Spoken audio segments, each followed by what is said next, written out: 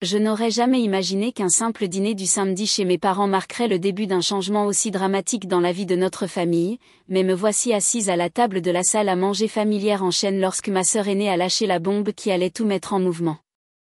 J'ai décidé de vendre mon appartement, a annoncé Amanda, retenant à peine son excitation. Nous allons ouvrir notre propre restaurant italien. J'ai failli m'étouffer avec ma purée de pommes de terre. L'appartement dont elle parlait n'était pas une propriété quelconque, c'était un condo de luxe de 3 chambres au cœur de la ville, celui que notre grand-mère lui avait laissé dans son testament. Son mari, Mike, hocha la tête avec enthousiasme, sa fourchette ondulant dans l'air pendant qu'il parlait. Je sais tout ce qu'il y a à savoir sur la cuisine italienne, et Amanda a de l'expérience en restauration, donc nous sommes parfaitement qualifiés. J'ai regardé les visages de mes parents s'illuminer d'admiration. Maman joignit ses mains avec délice tandis que papa rayonnait de fierté. C'est une idée merveilleuse, ma chérie, s'est exclamée maman. Tu as toujours eu un bon sens des affaires. Mais quelque chose ne me convenait pas. Appelez-moi ennuyeuse, et croyez-moi, on m'a traité de pire, mais être gestionnaire financière signifie que je ne peux m'empêcher de penser au côté pratique des choses. Avez-vous réellement calculé tous les risques ? Ai-je demandé, en essayant de garder ma voix neutre. Peut-être serait-il préférable de contracter un prêt commercial au lieu de vendre votre seule propriété. Amanda leva les yeux au ciel. Ça y est, on recommence. La classique Nelly, toujours à trop réfléchir à tout.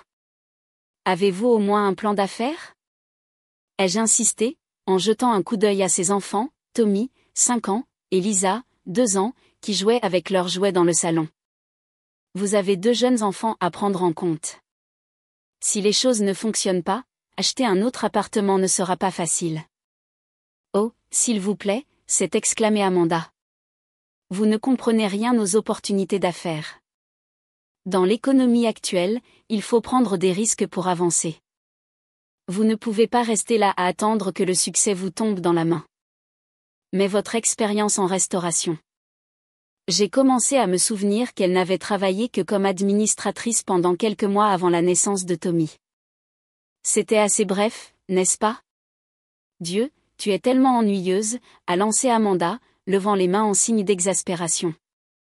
C'est exactement pour cela que tu es toujours célibataire, Nelly. Tu ne prends jamais de risques.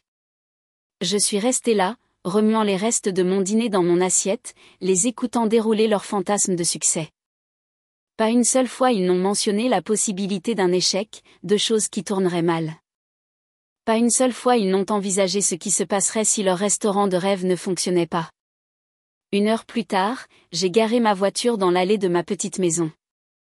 La maison de mamie, en fait, bien qu'elle soit partie depuis 3 ans. Alors que je déverrouillais la porte d'entrée, mon esprit est retourné à ces derniers jours et à la façon dont elle avait divisé sa propriété entre ma sœur et moi. Amanda avait pratiquement campé au chevet de mamie, parlant sans cesse à quel point le luxueux appartement serait parfait pour sa future famille. Je me souviens de mamie me regardant avec des excuses en m'expliquant sa décision de me laisser la maison à la place. Tu as toujours été pratique, comme moi, m'avait-elle dit, serrant ma main avec la peu de force qui lui restait. Cette maison n'est pas chic, mais elle est payée et pleine d'amour. Tu apprécieras sa valeur plus que quiconque. Assise dans mon salon confortable maintenant, entourée des vieux meubles de mamie que je ne pouvais me résoudre à remplacer, je ne pouvais m'empêcher de penser à la façon dont l'histoire se répétait avec Amanda. Le souvenir de ses crises d'adolescence est revenu en flèche, la fois où elle a crié pendant 2 heures d'affilée parce que maman lui avait acheté la mauvaise couleur de vélo, ou quand elle s'est jetée par terre au centre commercial parce que papa ne lui avait pas acheté une 2e paire de jeans de créateur. Il y avait aussi ce Noël mémorable où elle a refusé de parler à qui que ce soit pendant 3 jours parce qu'elle avait reçu le modèle d'iPhone de l'année précédente au lieu du dernier. Nos parents acquiesçaient à n'importe quel plan qu'elle concoctait, louant sa créativité et son ambition, tout en rejetant mes préoccupations comme du négativisme. Même lorsqu'elle a abandonné l'université parce que les cours étaient ennuyeux et qu'elle voulait se trouver, ils ont soutenu sa décision de tout cœur. Je me suis fait une tasse de thé dans la vieille tasse en porcelaine de mamie, en essayant de mettre ses pensées de côté. J'avais ma propre vie sur laquelle me concentrer. Mon travail chez Henderson Financial était exigeant mais gratifiant, et j'avais une présentation de projets majeurs à venir qui pourrait me valoir une promotion.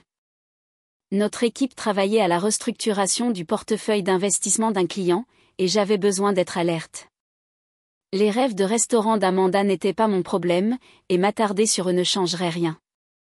Mais exactement un mois plus tard, mon téléphone a sonné pendant ma pause déjeuner, juste au moment où je passais en revue les derniers chiffres de ma présentation. Le nom de maman a clignoté à l'écran, et j'ai ressenti un étrange pressentiment. « Nelly, tu n'en croiras pas. » s'est-elle presque écriée, sa voix haute d'excitation. Ils l'ont fait.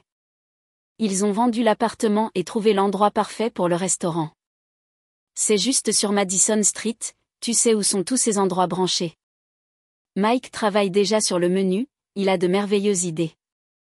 La cuisine italienne fusion, tu imagines? Et Amanda, oh, tu devrais voir ses posts Instagram sur le restaurant. Elle va être une femme d'affaires si prospère. Elle a déjà plus d'1 millier d'abonnés pour la page du restaurant. J'ai serré mon téléphone plus fort, sentant mes jointures devenir blanches. Où vivent-ils maintenant? Ils ont trouvé une jolie location, a répondu maman avec insouciance, comme s'ils n'avaient pas simplement vendu leur seul actif immobilier. Je garde Tommy et Lisa pendant qu'ils s'occupent de tout installer.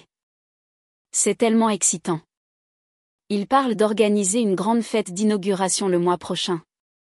J'ai regardé le rapport financier sur mon bureau, en pensant aux risques énormes que ma sœur venait de prendre. Les statistiques sur les échecs des restaurants dans leur première année m'ont traversé l'esprit. Je les avais consultées après ce dîner, et elles n'étaient pas jolies. 2 mois se sont écoulés dans un tourbillon de délais de travail et de soirées tranquilles à la maison, avant que je ne reçoive le message d'Amanda. L'invitation est apparue sur mon fil Instagram, une carte numérique élaborée avec des lettres dorées annonçant la grande ouverture de Bella Italia. Je dois admettre que cela avait l'air professionnel. Lorsque je suis arrivée à l'adresse sur Madison Street ce samedi soir, j'ai été effectivement impressionnée. La devanture avait été transformée avec un éclairage élégant et des jardinières remplies d'herbes fraîches. À l'intérieur, la décoration était chaleureuse et accueillante, murs en briques apparentes, table en bois sombre et guirlandes lumineuses scintillantes traversant le plafond. Nelly, tu es venue. Amanda s'est précipitée, vêtue d'une robe de designer qui coûtait probablement plus qu'1 mois de loyer.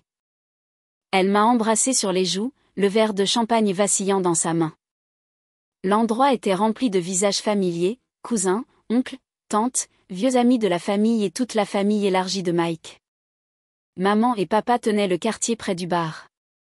La voix de papa portait dans la pièce alors qu'il gesticulait avec enthousiasme. « Attendez et vous verrez », ai-je entendu dire à l'oncle Jim. Amanda va être la prochaine grande figure du secteur de la restauration, elle a cet esprit d'entreprise, vous savez. Pas comme Nelly, elle travaillera probablement pour d'autres jusqu'à sa retraite. Maman hochait la tête. Certaines personnes sont juste nées leaders, et d'autres, eh bien, elles sont plus à l'aise pour suivre. J'ai fait semblant de ne pas les entendre alors que je me dirigeais vers la table des hors-d'œuvre. Leurs mots ne me blessaient pas autant qu'ils l'auraient fait autrefois. J'avais depuis longtemps accepté que je ne serais jamais la fille dont ils se vantent lors des réunions de famille. Félicitations, ai-je dit sincèrement à Amanda en levant mon verre. L'endroit est magnifique. J'espère que ce sera un immense succès. Les mois suivants ont suivi un schéma, chaque dîner du dimanche chez nos parents est devenu un rapport d'étape sur Bella Italia. Amanda arrivait, parfois avec les enfants et Mike, parfois juste avec Tommy et Lisa, et dominait la conversation avec des récits de son empire de restauration en plein essor. « C'est notre fille », s'exclamait papa. J'ai toujours su qu'elle avait ce qu'il fallait pour être une entrepreneur prospère. « C'est dans son sang », ajoutait invariablement maman en me jetant des regards significatifs. Tout le monde n'a pas cette motivation. Amanda me souriait en travers de la table, ce même regard supérieur qu'elle avait depuis que nous étions enfants et qu'elle avait encore obtenu ce qu'elle voulait. Mais un soir, lorsque la conversation a tourné aux chiffres réels, je n'ai pas pu m'en empêcher. Comment se portent les revenus? Ai-je demandé, en gardant mon ton décontracté. Atteignez-vous vos objectifs prévisionnels? Le sourire d'Amanda a vacillé une fraction de seconde. Oh, vous savez comment c'est avec les nouveaux restaurants, a-t-elle dit en agitant la main avec dédain. Nous construisons toujours notre clientèle, mais nous serons autosuffisants d'ici peu, et alors les profits commenceront vraiment à affluer. Quelque chose dans sa voix m'a rappelé une époque au lycée où elle insistait pour que tout aille bien avec ses notes, juste avant qu'elle n'échoue à 3 cours. Mais j'ai gardé cette pensée pour moi et j'ai simplement hoché la tête, en prenant une autre bouchée du rôti de bœuf de maman. La soirée printanière a commencé comme n'importe quelle autre, dîner avec la cuisine de maman emplissant la maison d'arômes familiers et papa racontant ses vieilles blagues. Puis Amanda s'est éclairci la gorge et a pris la main de Mike. Nous avons une nouvelle, a-t-elle annoncé, rayonnante. Je suis enceinte, bébé numéro 3 est en route. Maman a éclaté en larmes de joie, papa a commencé à parler d'un autre petit enfant à gâter, et Mike était assis là, souriant comme s'il venait de gagner à la loterie. Tommy et Lisa sautaient autour de la table en scandant « Bébé, bébé ».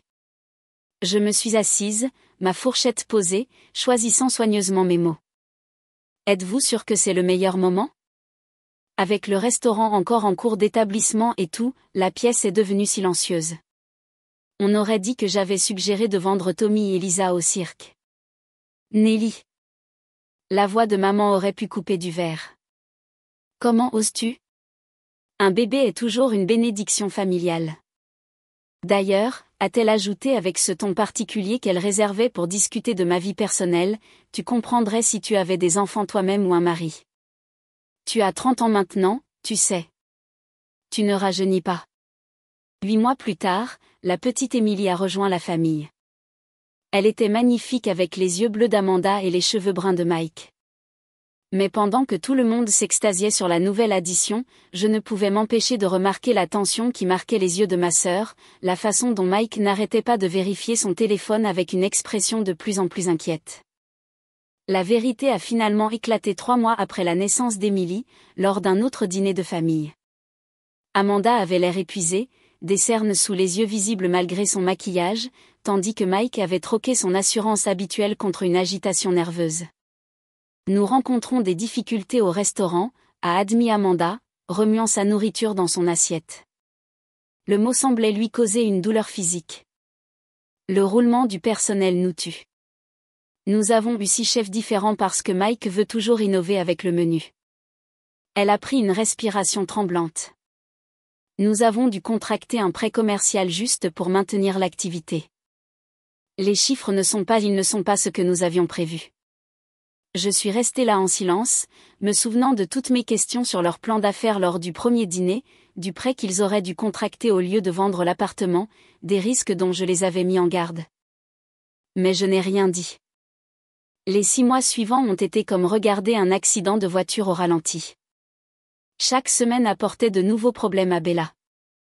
D'abord, la foule du déjeuner a diminué à néant, puis les réservations du soir ont commencé à disparaître. La page Instagram du restaurant, autrefois remplie de plats joliment présentés et de clients souriants, est devenue silencieuse. Le dernier post était une triste promotion du mardi, 2 pour le prix d'un, qui a obtenu 3 likes. J'ai entendu la plupart de cela par les appels téléphoniques quotidiens de maman pour me tenir au courant de la situation, comment ils ont dû licencier la moitié du personnel, comment ils ont commencé à fermer le lundi pour réduire les coûts, comment Mike s'est disputé violemment avec leur dernier chef pour avoir mis des rouleaux de sushis sur leur menu italien. Ils traversent juste une mauvaise passe, insistait maman. Chaque nouvelle entreprise connaît cela. Mais ce n'était pas juste une mauvaise passe. Au printemps, l'évidence était là, inscrite en grandes lettres fluorescentes. Les dettes du restaurant s'étaient accumulées comme des feuilles d'automne, fournisseurs impayés, loyers en retard, factures d'impôts croissantes. Le coup de grâce est venu lorsque leur principal investisseur s'est retiré, ne leur laissant d'autre choix que de vendre Bella Italia pour une fraction de ce qu'ils avaient investi. La vente a à peine couvert leur dette commerciale, ils devaient encore à la banque près de $200 000 du prêt qu'ils avaient contracté. Amanda, Mike et leurs 3 enfants Tommy maintenant âgés de 8 ans, Lisa 5 ans, et la petite Émilie, qui venait d'avoir 1 an se sont retrouvés sans rien, pas de maison, pas de revenus et une montagne de dettes. J'ai failli sauter le dîner du samedi suivant. Quelque chose dans la voix de maman lorsqu'elle m'a rappelé me mettait en garde, mais j'y suis allée quand même. En arrivant chez eux alors que le soleil du soir d'été se couchait, l'atmosphère m'a frappé dès que j'ai franchi la porte. Maman et papa étaient assis bien droits sur leurs chaises habituelles. Amanda et Mike étaient là aussi, les enfants jouant calmement dans le coin, inhabituellement discret pour eux. Emily dormait dans son porte-bébé, tandis que Tommy et Lisa semblaient sentir la tension dans la pièce, se concentrant intensément sur leur tablette. Je ne m'étais même pas encore bien installée dans ma chaise quand papa s'éclaircit la gorge. Nelly, nous avons pris une décision. La façon dont il l'a dit m'a tordu l'estomac. Ta sœur et sa famille ont besoin d'un endroit où rester. Maman a bondi. Tu as cette grande maison pour toi toute seule. J'ai eu l'impression d'être tombée dans une embuscade. Nous devons emménager avec toi, a déclaré Amanda, comme si elle me parlait de la météo. Temporairement, bien sûr. Ma bouche s'est asséchée. Combien de temps est-ce temporaire? Amanda a haussé les épaules, examinant ses ongles parfaitement manucurés, probablement sa dernière manucure professionnelle avant un moment, ai-je pensé hystériquement. Difficile à dire. Je ne peux pas travailler, évidemment, avec 3 jeunes enfants à charge, et Mike a besoin de temps pour trouver le bon poste. Je ne vais pas faire des hamburgers quelque part. Je suis un homme d'affaires, a interrompu Mike en se pavanant. J'ai besoin de quelque chose à un niveau exécutif.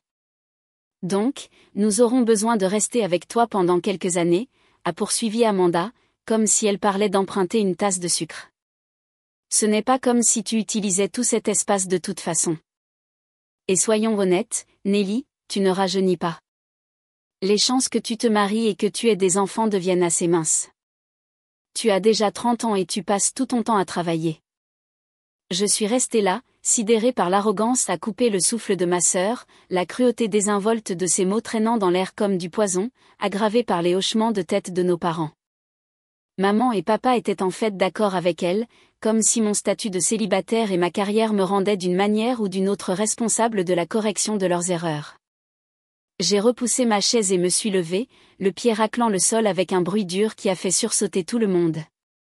Non. Qu'est-ce que tu veux dire par non?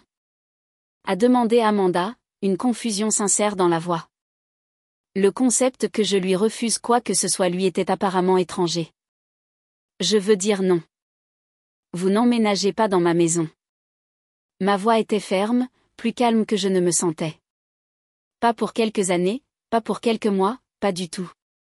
Le silence qui a suivi était assourdissant. Je pouvais réellement entendre le tic-tac de l'ancienne horloge de cuisine de maman marquant les secondes. Tommy et Lisa ont levé les yeux de leur tablette, sentant la tension dans la pièce. Même la petite Emily s'est agitée dans son porte-bébé. Puis l'explosion est venue. Comment oses-tu? S'est écriée maman, son visage virant au rouge. Ce sont ta famille, ton propre sang, espèce de sorcière égoïste et sans cœur. Amanda s'est jointe à elle, les larmes commençant déjà à couler. Mes enfants seront sans abri à cause de toi. Papa a frappé la table, faisant vibrer la vaisselle. Je n'aurais jamais cru élever une fille aussi cruelle et indifférente. Ce sont tes neveux et nièces dont nous parlons. Tu as toujours été jalouse de ta sœur, a ajouté Mike en passant un bras autour de ma sœur qui sanglotait. Tu es probablement heureuse que nous ayons échoué. Je les ai laissés vociférer, les regardant s'enflammer d'une juste fureur. Les accusations fusaient, nombreuses et rapides. J'étais sans cœur, cruelle, égoïste, amère, jalouse, une tante terrible, une déception en tant que fille, un échec en tant que femme. Quand ils ont finalement été à bout de souffle, j'ai parlé, ma voix toujours parfaitement calme. Vous savez qui pourrait les accueillir? Ai-je dit. Vous, maman et papa. Puisque vous avez soutenu leur brillant plan d'affaires avec autant d'enthousiasme, puisque vous les avez encouragés quand ils ont vendu leur seule maison, puisque vous leur avez dit quelle merveilleuse idée tout cela était. La bouche de maman s'ouvrait et se fermait comme un poisson hors de l'eau. Papa a commencé à bégayer quelque chose à propos de leur maison qui était trop petite, mais je l'ai coupé. Je vous ai tous prévenus, ai-je continué, en attrapant mon manteau. Je vous ai prévenu de vendre l'appartement. Je vous ai prévenu de lancer une entreprise sans plan approprié. Je vous ai prévenu des risques. Pas un seul d'entre vous n'a écouté. Pas un seul d'entre vous n'a même envisagé que je savais de quoi je parlais. Et maintenant que tout ce que j'avais prédit s'est réalisé, vous vous attendez à ce que je nettoie votre désordre. J'ai boutonné mon manteau avec des mains fermes. Vous avez fait vos choix, vous tous. Vous avez choisi de ne pas écouter la raison. Vous avez choisi d'ignorer chaque signe d'avertissement. Vous avez choisi de tout risquer sur un rêve sans fondation. Et maintenant, vous faites face aux conséquences de ces choix. Je suis sorti dans l'air frais du soir, fermant la porte sur leurs protestations. Alors que je montais dans ma voiture, je pouvais encore les entendre crier à travers les fenêtres, leur voix un cœur d'indignation et d'incrédulité. Le harcèlement a commencé quelques heures après mon départ de la maison de mes parents. D'abord, il y a eu les textos culpabilisants de maman. Comment peux-tu dormir la nuit sachant que tes nièces et neveux pourraient se retrouver sans abri ? Puis les messages vocaux en colère de papa sur le devoir familial et la responsabilité. Amanda alternait entre des supplications larmoyantes et des attaques vicieuses, tandis que Mike envoyait de longs messages décousus sur la façon dont je détruisais l'avenir de ses enfants.